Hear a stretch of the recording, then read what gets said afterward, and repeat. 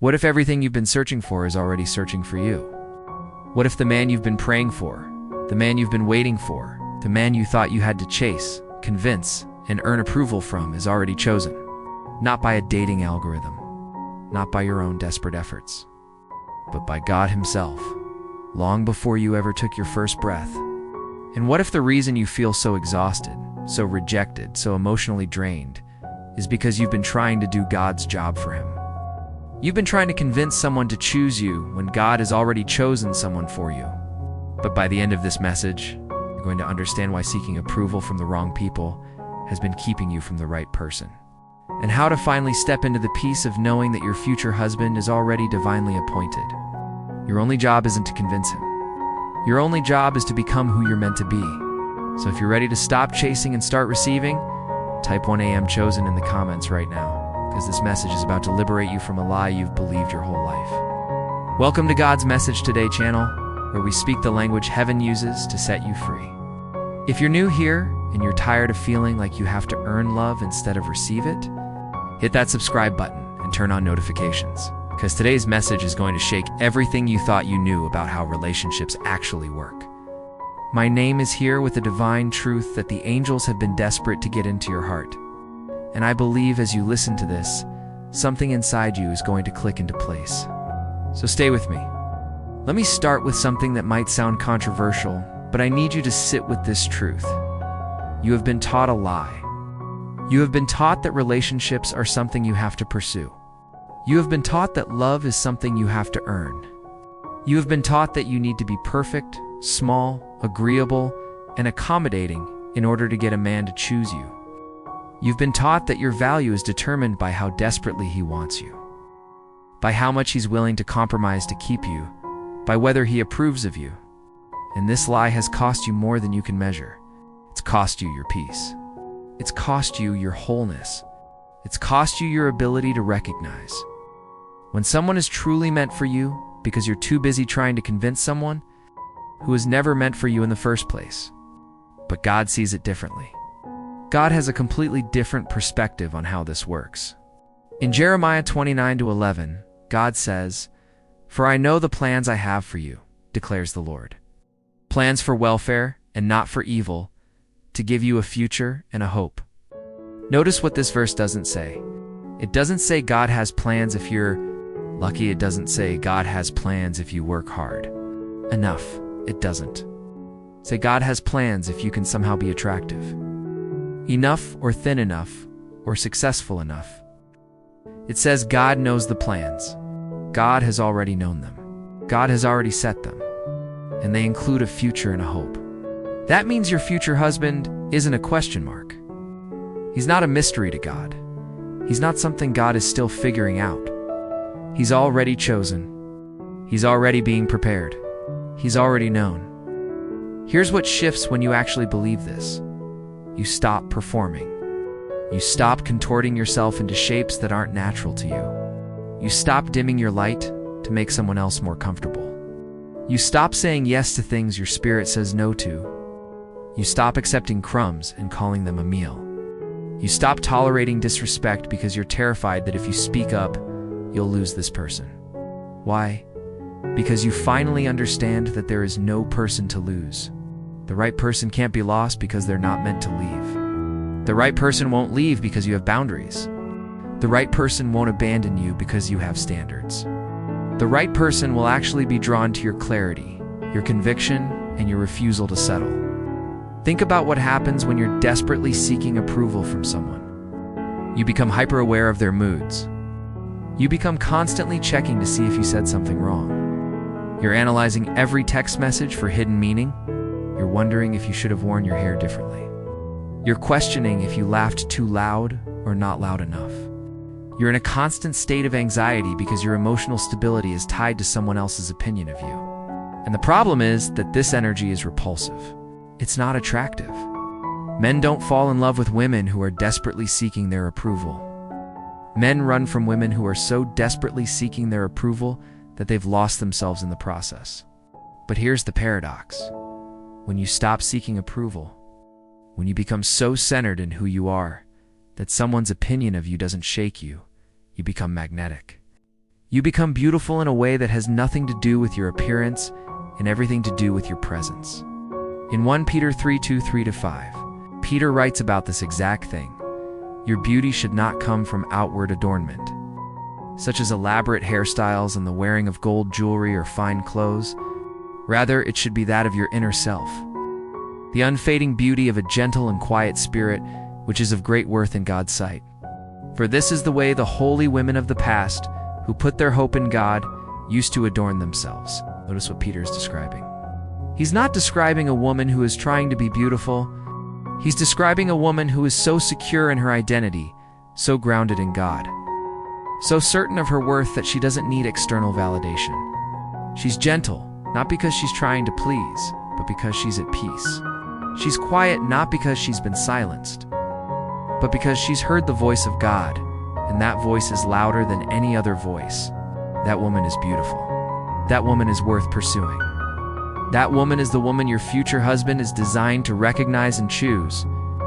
Now let me talk about something that's absolutely critical and most people completely miss: the concept of being chosen versus doing the choosing. In John 15:16, Jesus says to his disciples, "You did not choose me, but I chose you and appointed you that you should go and bear fruit." Jesus is making a distinction here. He's saying that in the most important relationship you can have, it's a relationship with your Creator. You didn't choose Him, He chose you. You didn't qualify yourself, He qualified you. You didn't earn it, He gave it freely. And this principle applies to your romantic relationships too. Your future husband isn't someone you choose through your effort and manipulation. Your future husband is someone God chose for you before the foundation of the world. Here's where most women get this wrong. They think that being chosen means they should stop doing anything. They think that if they're divinely appointed with someone, they can just sit at home and wait, and he'll magically appear. That's not what it means. Being chosen doesn't mean being passive. It means being aligned. It means doing the internal work while trusting the external outcome. It means showing up, being present, living fully, and having faith that when your person appears, you'll recognize him. It means positioning yourself in places where people of like faith gather without desperately hunting for a husband.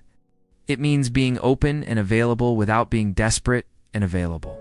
It means living your best life not to attract someone, but because you're living for God, and your best life naturally attracts the people you're meant to attract. Let me tell you what happens in the hearts and minds of women who've been conditioned to seek approval. They develop what I call a prove-it mentality. They think that if they just love him enough, if they just serve him enough, if they just put up with enough nonsense, eventually he'll choose them. Eventually he'll love them back the way they love him. Eventually he'll decide she's worth keeping. And this is such a tragic lie because it puts the power of your worth in someone else's hands. It makes your value dependent on whether someone decides you're good enough. It makes your peace contingent on whether someone decides to approve of you today. Do you see how exhausting that is? Do you see how insane that is? But here's the thing that God wants you to know. Your worth was already established. Your value was already determined. You were already chosen. In Zephaniah 3:17 we read, "The Lord your God is with you, the mighty warrior who saves. He will take great delight in you. In his love he will no longer rebuke you, but will rejoice over you with singing." God takes delight in you. Not because you're perfect, not because you've earned it, but because you're his.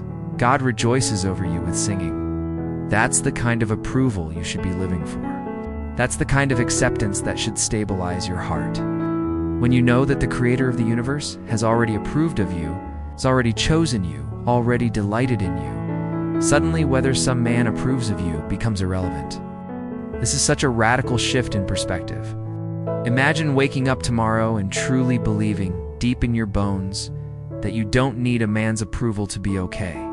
Imagine living your life from that place of groundedness. Imagine making decisions based on what God is asking of you, not based on what some potential partner might think. Imagine setting boundaries not because you're trying to test him, but because you respect yourself.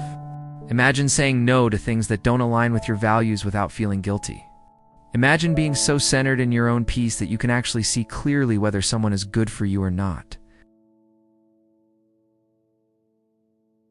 That's what happens when you stop seeking approval and start seeking God. In Proverbs 29-25, Solomon says, "Fear of man will prove to be a snare, but whoever trusts in the Lord is kept safe." Fear of man is the root of approval seeking. Fear that he won't like you. Fear that he'll leave you. Fear that you'll say something wrong. Fear that you're not enough. And Solomon is saying that this fear is a snare. It's a trap. It catches you and keeps you stuck. But when you trust in the Lord, when you put your trust in God instead of in whether a man approves of you, you're kept safe. You're protected. You're free. This isn't just spiritually profound. This is psychologically true. Women who are centered in their own worth and their own value have healthier relationships than women who are constantly seeking approval and validation from their partners. Let me tell you something that most relationship experts won't tell you because they don't have a spiritual lens. The man you're meant to marry doesn't want a woman who's desperately seeking his approval. He wants a woman who knows her own value. He wants a woman who can stand on her own 2 feet. He wants a woman who loves him not because she needs him to complete her, but because she chooses to walk life with him. He wants a woman who can tell him no. He wants a woman who has her own relationship with God that's deeper than her relationship with him. Why? Because that woman won't lose herself in him. That woman won't become clingy and needy. That woman won't demand that he fix her or complete her or make her feel worthy. That woman is at peace, and that peace is contagious. That woman is attractive in a way that has nothing to do with her body and everything to do with her soul. Here's what the angels have been showing me about the women who are missing their future husbands.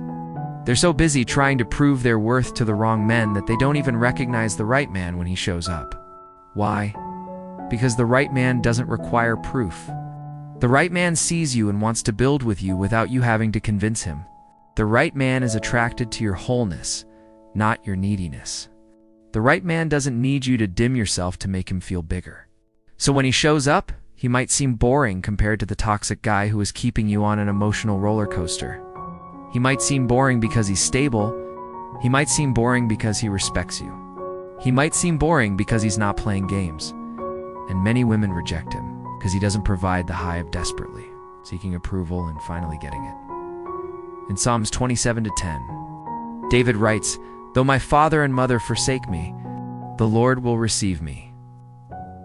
This verse is powerful because it acknowledges that even our primary relationships, our parents, might fail us. But God won't. God's approval is the only approval that matters. And when you anchor your identity there, when you root your worth in the unchanging love of your Creator, you become free from the tyranny of seeking approval from people. You become free to be authentic. You become free to have standards. You become free to walk away from anything that doesn't serve you. And paradoxically, that freedom is what allows your future husband to actually find you. Now, I want to address something directly. Some of you are in situations right now where you're with someone and you're constantly seeking his approval. You're constantly checking to see if he's happy with you. You're constantly trying to be what he wants. You're constantly wondering if he's going to leave. And I want to tell you something with so much love. That person is not your future husband. Your future husband won't keep you in this state of uncertainty. Your future husband won't make you feel like you have to earn his love every single day. Your future husband won't keep you in a position where you're always proving your worth. The peace you're looking for doesn't come from finally being good enough for him. The peace comes from walking away from anyone who makes you feel like you're not already enough.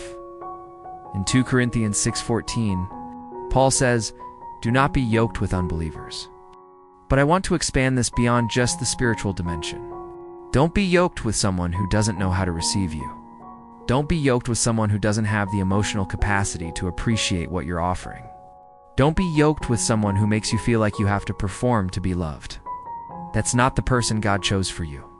That's a distraction from the person God chose for you. And every moment you spend with that distraction is a moment if you're not available for the real thing. Here's a truth that might hurt a little bit. The reason you're seeking approval from someone who doesn't give it is because you haven't fully accepted God's approval of you. You're looking for a man to fill a void that only God can fill. You're looking for a man to tell you that you're worthy, because deep down, you don't believe that you're worthy without his validation. But your worthiness isn't dependent on anyone's opinion of you. Your worth was established the moment you were created. In Genesis 1:27, we read, "So God created mankind in his own image. In the image of God, he created them. Male and female, he created them." You were created in the image of God, not as a consolation prize, not as a mistake, not as something that needs to be fixed or improved or proven worthy. You were created as an image bearer of the Most High God. That's your worth. That's unchanging. That's eternal. When you truly integrate this into your consciousness, when you move from intellectually knowing this to actually feeling it, believing it, and living from it, everything changes. You stop accepting crumbs. You stop tolerating disrespect. You stop waiting for someone to eventually appreciate you. You stop hoping that if you just love him enough, he'll finally see your value. You stop because you already see your value. You already know that you're worthy. You already understand that if someone can't see that, it's not a reflection of your worth. It's a reflection of their inability to recognize what's in front of them. Let me tell you what I've observed about women who have stopped seeking approval. They're calmer. They're clearer. They're more decisive. They're less reactive. They're more grounded. They're more attractive. They're more at peace. They're more joyful. And because of all of that, they attract better people. They attract men who are also grounded, centered, and secure. They attract men who don't need them to prove anything. They attract men who can actually receive their love without feeling threatened by their strength. They attract their future husbands in Proverbs 22:3. Solomon says, "The prudent see danger and take refuge, but the simple keep going and pay the penalty." The prudent woman sees the danger of seeking approval from someone who can't give it. She recognizes the pattern. She sees that this isn't working. She takes refuge in God's truth about her worth. But the simple woman, the woman who hasn't learned to see the patterns, keeps going. She keeps pursuing. She keeps hoping. She keeps trying. And she pays the penalty in her peace. Her self-esteem, her ability to trust herself, and her capacity to recognize true love when it actually shows up. So what does it look like to stop seeking approval and start living as someone who is already chosen? First, it looks like investing in your relationship with God. It looks like spending time in prayer, in scripture, in worship, in community with other believers. It looks like letting God's voice become louder in your life than anyone else's voice. It looks like making decisions based on what God is asking of you, not based on what some man might think. It looks like developing your gifts, your talents, your purpose, independent of whether you have a boyfriend. It looks like building a life that's so full, so rich, so purposeful that a man would be blessed to step into it. Not a life that's empty and waiting for someone to fill the void. Second, it looks like having standards and actually keeping them. It looks like knowing what you will and won't tolerate in a relationship and refusing to compromise on those things. It looks like walking away from people who disrespect you, who lie to you, who make you feel small.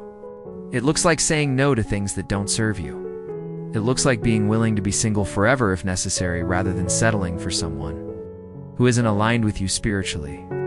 When you have that level of commitment to your own worth, to your own values, to your own standards, you've already left the game of seeking approval behind.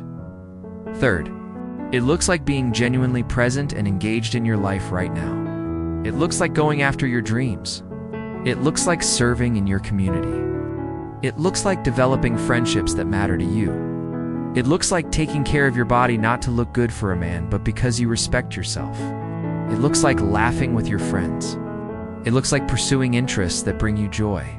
It looks like being so engaged in your own life that when your future husband shows up, he's walking into something already whole and full, not into a void that he's supposed to fill. In 1 Thessalonians 4:3-4, Paul writes, "It is God's will that you should be sanctified, that you should avoid sexual immorality, that each of you should learn to control his own body in a way that is holy and honorable." This is about taking yourself seriously. This is about understanding that your body, your heart, your sexuality, your emotions are sacred. They're not commodities to be given away to anyone who asks. They're not things to be offered as proof of your love. They're not tools to be used to keep someone interested. They're sacred.